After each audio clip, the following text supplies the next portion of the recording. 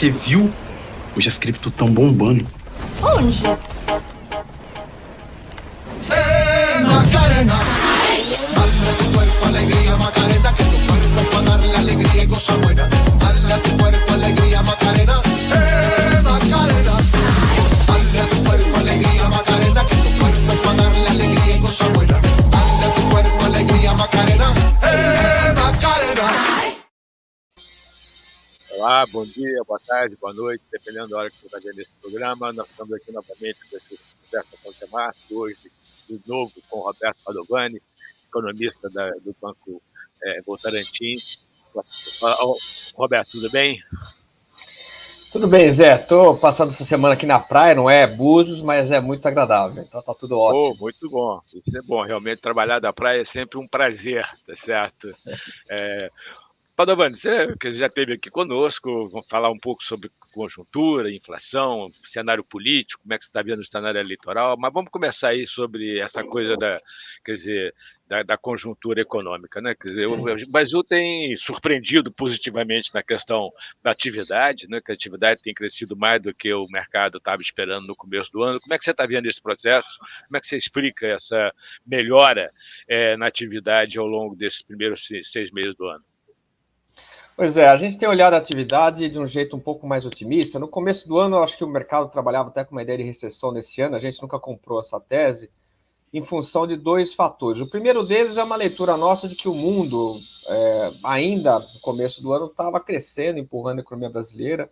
Raramente a gente vê uma recessão doméstica num cenário global favorável.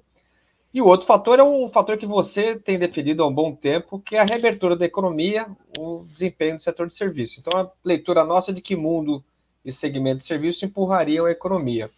Eu acho que foi um pouco que a gente viu, talvez tenha sido até melhor do que a gente esperava no começo do ano, os indicadores do segundo tri continuam bastante favoráveis. A preocupação que eu tenho, no entanto, agora é uma mudança do ciclo global. Assim como ajudou a gente lá em 2021 e até o começo desse ano, a gente acha que o mundo agora começa a atrapalhar um pouco, principalmente quando a gente olha 2023. Acho que esse ano a coisa caminha bem, tem os serviços andando, mas a nossa leitura, Zé, é de que a fase do ciclo econômico agora é uma fase um pouco mais complicada no mundo, o que pode atrapalhar o crescimento doméstico. Em linhas gerais, a gente tem um cenário parecido, né? Que a gente estava mais otimista lá no começo do ano, principalmente pela volta do serviço, mas também de investimento. Eu acredito muito nessa coisa do efeito dessa reforma microeconômica sobre investimento. Eu acho que a taxa de investimento está crescendo, tá certo? Eu acho que isso é muito importante para sustentar crescimento de longo prazo. E concordo com você, eu acho que está tendo uma pequena reversão aí, eu acho que vai aparecer mais em 2023 do que em 2022, inclusive porque a gente tem um bom incentivo fiscal aí nessas medidas que estão sendo aprovadas, né? Quer dizer, como é que você vê essas medidas? A redução do ICMS, essa PEC que está aí para ser aprovada na Câmara na semana que vem, como é que você vê os efeitos disso sobre inflação e sobre crescimento, né? E sobre a política monetária, obviamente. Bom, é um ótimo ponto, eu tinha até esquecido, Zé. Além do bom desempenho que a gente viu nos indicadores no começo do ano, esses estímulos fiscais que estão aparecendo agora certamente vão ajudar o resultado do PIB no terceiro tri. A gente estava um pouco mais pessimista com o terceiro e quarto tri, mas com essas medidas de estímulo fiscal, a gente acha que isso contribui para uma cara melhor de crescimento desse ano. Então, além dos fatores que a gente já falou, tem mais estímulo fiscal ajudando. Agora, a gente acha que isso daí ajuda no curto prazo, mas gera um problema a médio prazo, que é basicamente a história da inflação. Hoje saiu o IPCA, a gente viu que tem todos os sinais de que a inflação vai começar a ceder, só que quando você coloca no cenário estímulo fiscal, né, portanto uma economia um pouco mais forte esse ano, choques globais que persistem, né, desequilíbrios nas cadeias globais, questão de logística, dólar pressionado e indexação de preços aqui no Brasil, a gente acha que essa convergência pode ser um pouco mais lenta. Então, a gente acha que esses estímulos, obviamente, ajudam o terceiro tri, trazem uma história melhor, eu acho que até contribui para aumento da melhoria da avaliação do governo, mas a médio prazo a gente acha que isso vai cobrar seu preço, né, em termos de uma inflação um pouco mais elevada, portanto, juros mais altos, e crescimento econômico. Então, quando a gente olha 2023, parece ter uma fase pior do ciclo global, com juros mais elevados aqui dentro. Como é que vocês estão vendo a política monetária nesse contexto? Quer dizer, vocês acham que vai, quer dizer, isso vai obrigar o Banco Central a aumentar mais a Selic do que está se esperando, ou você acha que isso aí não, quer dizer, ou vai simplesmente alongar o, processo, o período em que a taxa de juros vai ficar elevada? O sinal que o Banco Central deu, Zé Márcio, eu acho que é um pouco na linha de manter os juros elevados por mais tempo, e eu acho que essa estratégia faz todo sentido, né? O que a gente viu desde março de 2021 foi um Banco Central que subiu os juros nominais. E agora a impressão que a gente tem é que a política monetária vai se dar através de juros reais. Você mantém os juros nominais parados e com a queda da inflação você vai apertando adicionalmente a política monetária, o que contribui para ancorar as expectativas no próximo ano. Olhando especificamente esse nível, a gente está com uma cabeça aí de que na reunião de agosto ele pode subir 0,25, faz uma calibragem final, coloca a taxa em 13,50 e mantém por um bom período. Então a cabeça nossa é um pouco nessa linha, Zé. Ele vai agora usar juros real para tentar perseguir a meta de 2023. Tem uma coisa muito importante aí, né? Quer dizer, essa redução do ICMS, a minha avaliação é que é uma medida extremamente potente do ponto de vista fiscal, sim, porque significa uma diminuição de preço em termos absolutos de 4 produtos que são produtos muito importantes na cesta de consumo de todas as famílias brasileiras, sendo que a importância aumenta quanto mais pobre for a família, tá certo? Ou seja, você vai ter um aumento de renda real das famílias extremamente importante, o que vai significar um aumento de demanda e aumento de crescimento. A gente, inclusive, já aumentou a nossa expectativa de crescimento da economia brasileira. A gente estava com 1,6 em 2022, já estamos com 2. A gente acha que vai ser super importante e acho que isso é um ponto que a pergunta que a gente está se fazendo é se isso vai afetar a política monetária. Nós também achamos que deve ter um momento na próxima reunião, agora em agosto, mas o nosso número é 0,5, para 13,75, e ficar parado lá até meados do ano que vem, tá certo? Quer dizer, na medida em que vocês já estão começando a ter alguns sinais de desaceleração da taxa de inflação, então, certamente, se realmente não tiver muitos choques, a taxa de inflação deve começar a ceder aí, e aí você vai, como você disse, a taxa de juros real começa a ficar positiva, e aí você gera esse processo aí de desaceleração da taxa de inflação nos próximos meses. Agora, como é que você está vendo o cenário eleitoral? Vocês estão olhando com cuidado isso? Como é que vocês estão vendo esse processo aí? Quer dizer, a gente tem uma pesquisa aqui, você sabe, mas como é que vocês estão analisando esse processo? Bom, só fazer um comentário anterior, Zé, em relação à decisão do Copom em agosto. A gente estava na dúvida entre 0,25 e 50, o próprio Banco Central deixou em aberto isso. O que deixou a gente um pouco mais tranquilo, vamos dizer, foi o movimento que a gente viu ao longo de junho de queda de preços de matérias-primas. Surpreendeu a gente não estava com esse cenário. Mas é claro que a economia mundial está sofrendo choques, então é um debate em aberto, né? Eu acho que pode ser 13,50, 13,75, mas acho que o ponto central do teu cenário, do nosso no banco, é de que a partir daí ele fica parado por um bom tempo. Agora, com relação à questão eleitoral, a gente acha que tem uma boa chance da questão já estar definida, né? Por que isso? A gente, com esses estímulos fiscais, com essa retomada econômica em 2022, a avaliação nossa é que a avaliação do governo teria subir. E a avaliação de governo é um principal indicador antecedente para a intenção de voto, né? O incumbente ele vai ser beneficiado e quem vai ganhar ou perder essa eleição é o Bolsonaro, não é a oposição. Então a gente acha que o governo tende a melhorar nas pesquisas a partir de agora. O problema é que, como a inflação ainda está elevada, é verdade que caindo, mas ainda está elevada, então a gente acha que isso limita um pouco, isso é um teto para a recuperação do Bolsonaro nas pesquisas de intenção de voto. Por outro lado, a gente tem o Lula também, que, à medida que a eleição ganha tração e ele se expõe, é natural que haja uma queda do desempenho do Lula nas pesquisas. Então, o que a gente está vendo, basicamente, é um estreitamento da distância entre Lula e Bolsonaro. Agora, o ponto, Zé, como a gente acha que essa eleição ela tem uma distância muito grande, né? As pesquisas estão mostrando vocês mesmos, na pesquisa de vocês, mostraram aí o segundo turno com o Lula 20 pontos quase na frente do Bolsonaro. Então, mesmo que você estreite esse desempenho, ainda assim é um cenário favorável ao ex-presidente. Então, cabeça nossa é que tudo sugere aí uma eleição do Lula para um terceiro mandato. E vocês estão preocupados com isso? Como é que vocês veem essa... Suponha que realmente aconteça, que o Lula, que você tenha um terceiro mandato do ex-presidente Lula, como é que vocês estão vendo o mandato? Quer dizer, como é que vocês estão antecipando aí o comportamento do novo mandato do PT no governo? Bom, tem dois aspectos. Um é o processo eleitoral, Zé. A gente está achando que os discursos políticos durante a campanha vão ser ter um cunho populista, e isso vai assustar os investidores. Então, a gente trabalha com um cenário de instabilidade de ativos financeiros durante o processo eleitoral. Tá? Então, se você somar um quadro externo menos exuberante com ruídos políticos locais, os ativos locais ficam instáveis. Mas, respondendo à tua pergunta, a impressão que a gente tem é que é um governo, como a gente tem visto na América Latina, nos Estados Unidos, é um governo que não deve ser o campeão de popularidade. A gente estima aí que tem uma lua de mel, um primeiro momento favorável para o presidente, depois ele perde um pouco de fôlego, então a gente trabalha com um cenário em que o executivo é fraco. Ao mesmo tempo, o Congresso tem tido muita autonomia, né? Você tem dito isso aí nos artigos dos jornais, quer dizer, o Congresso agora controla as agendas, controla o processo orçamentário, isso dá mais fôlego para o parlamento se impor ao executivo. Então, não vai ser fácil você definir agendas do próximo governo. A gente imagina que o PT tenha 3 preferências do ponto de vista de agenda. A primeira delas é a questão fiscal, ter alguma expansão fiscal com mudança de regra.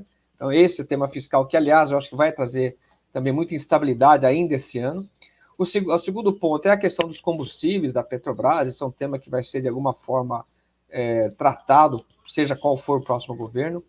E, por último, esse é um debate um pouco mais polêmico, mas acho que qualquer governo, PT, se for o caso, vai tentar avançar na reforma tributária, que já está aí na pauta há um bom tempo. A gente imagina que a PEC 110 ainda seja uma referência. Então, não vemos nenhum retrocesso adicional, mas talvez uma dificuldade de se avançar em reformas, aliás, como tem sido o padrão no Brasil. Se bem que a gente fez uma quantidade enorme de reformas nos últimos 6 anos, né? Quer dizer, foram 6 anos impressionantes, dado a história pregressa, né? Quer dizer, da lentidão das reformas. Esses últimos 6 anos realmente foi fora da curva, né? Eu falei isso para o cara errado, né? O cara que escreveu a ponte para o futuro, que entregou as reformas.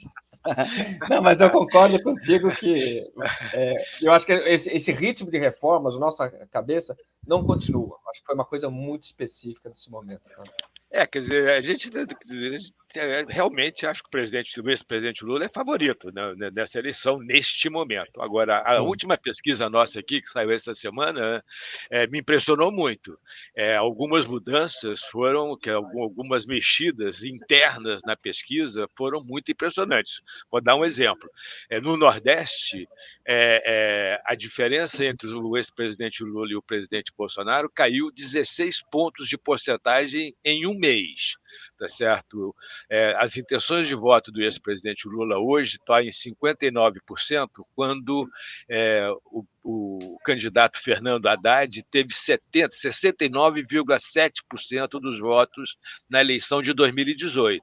Isso me impressionou muito. Da mesma forma, a queda nas intenções de voto de mulheres, da diferença a favor do presidente Lula, também foi da ordem de 2 dígitos. Ou seja, em suma, o meu ponto é só, realmente eu acho que o presidente Lula é favorito nesse momento, mas, quer dizer, eu acho que tem muita coisa para acontecer aí até a eleição. Essas medidas que foram tomadas aí agora, quer dizer, a queda do ICMS e essa PEC que está no Congresso, quer dizer, isso não foi quer dizer, a nossa pesquisa não pegou isso ainda, porque a pesquisa foi do dia 29 ao dia 2, de 29 de junho a 2 de julho, não tinha acontecido essas coisas ainda.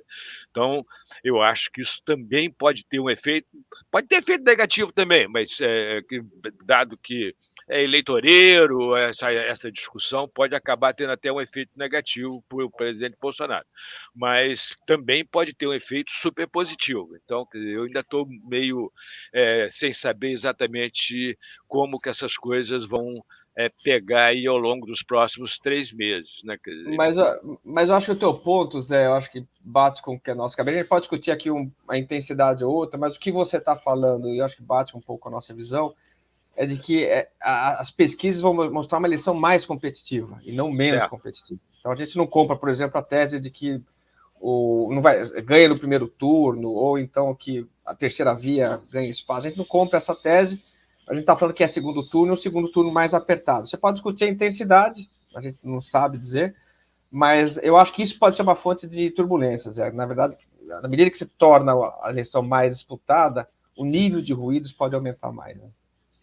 Quer dizer, a minha preocupação com o governo, um terceiro governo Lula, é muito mais no longo prazo do que no curto prazo, né? Quer dizer, eu tenho dito sistematicamente que quando você olha lá em 2002, o ex-presidente Lula primeiro escolheu o Celso Daniel para coordenar o programa de governo dele, que no fundo ele estava escolhendo quem seria o próximo ministro da Fazenda.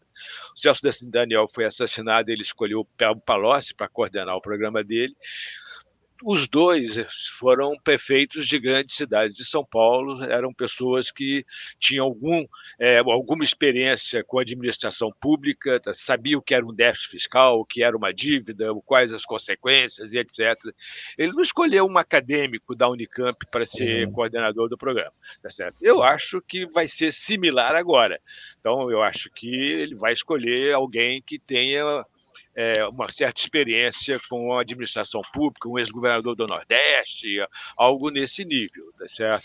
O que me preocupa, né, então, desse ponto de vista, me preocupa pouco. Eu não acho que vai ser uma maravilha, eu acho que realmente você vai ter um afrouxamento fiscal, isso o mercado vai precificar, eu acho que é um problema, tá certo? O que me preocupa mais, novamente, é o fato de que o ex-presidente Lula e o PT não acreditam nas reformas microeconômicas.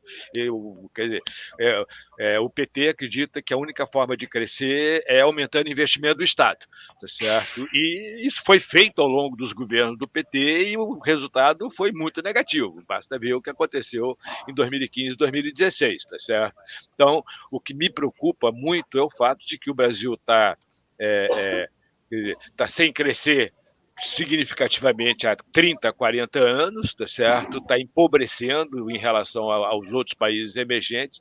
A gente só não a gente só cresce mais do que a Argentina, tá certo? Então, isso significa que mais 4, 8 anos de estagnação, quer dizer, a gente vai estar numa situação muito ruim daqui a 4, 8 anos. Isso me preocupa mais do que qualquer outra coisa, e eu acho que isso é realmente uma coisa preocupante. Mas, quer dizer... mas o teu ponto é perfeito. Se a gente olhar o programa do PT, né, as diretrizes que foram anunciadas e as conversas que eu tenho ouvido de alguns economistas do PT, é exatamente isso. É o papel do Estado como indutor do crescimento. Então, você está lá falando de reajuste de funcionário público, de aumento de investimentos do governo, de aumento dos programas sociais. Você raramente vê alguma coisa em relação a reformas microeconômicas ou uma participação maior do setor privado. Então, é de fato, mas é um pouco como você comentou, isso não é uma coisa que preocupe 2023, 2024, mas certamente é uma visão mais negativa em termos de capacidade de crescer do país, né? Pelo contrário, o programa diz em reverter algumas reformas que foram implementadas aí nos últimos 6 anos, tá certo? Quer dizer, fala em reverter a reforma trabalhista, o teto do gasto, tá certo? Quer dizer, eu acho que tem aí um sinal muito ruim do ponto de vista de longo prazo, tá certo? Independentemente de qualquer coisa. Então, acho que esse é um ponto importante. Agora, Padovani, voltando aqui à questão econômica, quer dizer, uma coisa que tem surpreendido os analistas aí é o comportamento do mercado de trabalho. Como é que você está vendo isso? Pois é impressionante, Zé Márcio, assim, tudo bem que você pode falar que o mercado de trabalho é o último a reagir no processo de desaceleração, mas todos os indicadores, mercado de trabalho formal, informal, são muito bons, né? Então, eles estão assim, surpreendendo todos nós desde o início do ano. Eu acho que isso tem a ver, na minha leitura, um pouco com reforma trabalhista, né? Acho que você conhece mais do que ninguém esse tema, mas eu acho que o mercado de trabalho no Brasil ficou muito mais flexível, porque parece que é uma resposta muito mais intensa aos dados de atividade do que a gente viu no passado. Alguma coisa parece ter mudado no mercado de trabalho, que a resposta agora passou a ser mais rápida. Então, eu imagino que seja isso. Eu acho que a gente pode estar discutindo aí alguma mudança estrutural, Zé, porque o desempenho é surpreendente. Eu acho que tem muito a ver com a reforma trabalhista, muito, tá certo? Quer dizer, uma grande parte, uma parte tem a ver com o fato de que o setor serviços é muito intensivo em mão de obra. Então, a volta do setor serviços faz com que isso gere mais emprego, a taxa de desemprego está caindo, então acho que esse é um ponto importante. Agora, existem outras características que estão acontecendo, como você disse, a formalização, tá certo? E eu acho que isso tem a ver com a reforma trabalhista, a liberalização da terceirização está aumentando muito o número de trabalhadores por conta própria com CNPJ, ou seja, formais. Isso é super importante, porque isso significa o seguinte: esses caras agora eles podem ser contratados por grandes empresas cujos postos de trabalho têm mais capital e, consequentemente, são mais produtivos, tá certo? Então, acho que esse é um ponto super importante que está acontecendo e a gente está vendo acontecer. Da mesma forma, quer dizer, você está tendo um aumento da formalização. E eu acho que isso tem a ver com a queda no número de demandas trabalhistas na Justiça do Trabalho. O número de demanda trabalhista caiu a menos da metade, que é uma redução do custo da formalização e uma redução do custo de empregar um trabalhador, né? Quer dizer, se as demandas caem, o número de advogados trabalhistas contratados pelas empresas vai diminuir, tá certo? Isso diminui o custo de contratar trabalhadores, tá certo? Então, acho que esse é um outro ponto super importante que está acontecendo e é muito importante. E a terceira coisa, que uma coisa que você falou aí, que realmente é só observar o dado, tá certo? Que é o fato de que os salários estão muito mais flexíveis do que antes. Você teve uma queda nos salários de 9% no ponto mais baixo ano passado. Isso é impressionante, fala a verdade. Tá certo? 9% com uma inflação que saiu de, sei lá, 3 para 10, é uma queda muito forte. E tem a ver com o fato de que você tem que o negociado agora vale mais do que a CLT. Ou seja, aquilo que você negocia na negociação, aquilo que você decide na negociação coletiva, se sobrepõe ao que está escrito na CLT. Isso torna o mercado muito mais flexível, faz com que o ajuste seja muito mais feito via salário do que via emprego, como era no Brasil no passado. Então, eu acho que a reforma trabalhista está sendo realmente muito importante para enfrentar esse processo aí, essa retomada. A gente, por exemplo, trabalhava com uma volta do mercado de trabalho no ritmo que a gente viu lá na saída da recessão de 2014, 2015. E está sendo muito mais rápido. Então, tem alguma coisa nova, eu acho que você trouxe todos os motivos aí, que basicamente é a reforma trabalhista, concordo contigo. Quer dizer, a gente estava aqui, eu me lembro que a garotada que trabalha comigo aqui no começo do ano passado, fez uma projeção de taxa de desemprego para o final do ano, dava 12,5%. Aí, de 2021. Eu olhei a projeção e falei, pô, escuta, não estou entendendo. Alguma coisa está errada aí, cara. Não vai ser 2,5%, vai ser muito menos, tá certo? Não, mas o modelo... Escuta, legal, presta atenção. Tem uma mudança estrutural aí que o modelo não vai pegar, tá certo? E é exatamente o que aconteceu, né? Quer dizer, você tem uma mudança, eu acho que é uma mudança estrutural. Tem o fato que o serviço emprega muita mão de obra, né? Quer dizer, e mão de obra pouco qualificada. Isso também faz diferença, tá certo? Isso está muito claro lá no movimento do salário real. Acho que uma parte tem a ver com essa questão dos serviços, tá certo? Isso é um ponto interessante, né? Só para interromper aqui, mas uma vez você fez um comentário lá com a gente que era o seguinte, quer dizer, a gente tem que ser nesse momento um pouco mais humilde na forma de olhar os modelos, né? Então, eu acho que a gente passou por um ciclo de reformas pós-2016 muito intenso. Talvez, assim, são raros momentos aí na história brasileira que a gente tenha visto tantas reformas. Então, tem muita coisa acontecendo e, portanto, é muito difícil projetar. Eu não sou moleque, mas eu também estava mais preocupado com esses números de desemprego. Falei, pô, assim, repetindo os padrões, você deveria ter uma taxa de desemprego mais mais alta. Mas eu também me surpreendi, né, mesmo estando da turma da garotada tua aí, eu me surpreendi com o desempenho no mercado de trabalho. Então, realmente, eu acho que a lição que fica é olhar com um pouco mais de ceticismo que os padrões históricos sugerem. Né? Eu acho que tem aí uma mudança que a gente vai ter que se acostumar com ela. E os dados não são poucos dados, né? Além disso, tem o fato de que você teve a pandemia no meio do caminho, que avacalhou todas as nossas séries. Então, isso é uma complicação. Agora, olhando para frente, como é que você acha que, quer dizer, a relação entre desemprego e inflação? Você acha que a taxa de emprego já está suficientemente baixa para gerar pressão inflacionária ou você acha que ainda está longe? Como é que vocês estão vendo isso aí? Olha, Zé, a gente acha que ainda está longe. Eu acho que você tem que. Por isso que a gente imagina que o Banco Central vai ter que apertar adicionalmente mais a taxa de juros, olhando em termos reais agora. Porque os choques foram muito intensos, e a gente continua vendo choques. E aí tem um problema que a gente também não sabe como tratar muito bem, mas é a indexação de preço. Com inflação a 2 dígitos no Brasil, isso torna o combate muito mais complicado. Então, acho que isso faz com que o Banco Central tenha que produzir uma taxa de desemprego mais elevada, que a gente provavelmente vai ver no ano que vem. A impressão que a gente tem, a leitura que a gente faz, é de que o custo de desinflação possa ser alto. Mas, de novo, a gente tem... Essa é uma dúvida, porque a gente tem muita coisa que a gente nunca viu que está acontecendo, né? Mas a gente está com a cabeça hoje de que a gente vai ter que, talvez, pagar um custo um pouco maior para desinflacionar a economia, dado os choques, dada a pressão do câmbio, indexação, expansão fiscal. A gente acha que vai ter que ter vai ser um processo um pouco mais longo, associado ao fato de que a gente tem metas de inflação mais baixas, né? Então, o custo pode ser mais alto. Mas, enfim, tem tanta coisa acontecendo de maneira diferente que a gente tem sido um pouco mais cético na leitura dos modelos. Quer dizer, o salário nominal está crescendo pouco ainda, né? Está crescendo 3,6% na ponta, é muito pouco em termos anuais. Ainda é um salário que é um crescimento baixo, mesmo com meta mais baixa. Né? Quer dizer, então, eu acho que ainda está, eu concordo com você, eu acho que eu não vejo pressão inflacionária vindo do mercado de trabalho nesse momento. Muito pelo contrário, tá certo? Eu acho que ainda tem aí um tempo para correr para a gente poder ver essa pressão inflacionária. Doutor Padovani. Mas só um ponto. O teu ponto qual é? Você acha que o mercado de trabalho ele teria que desaquecer mais? Qual que é a ideia?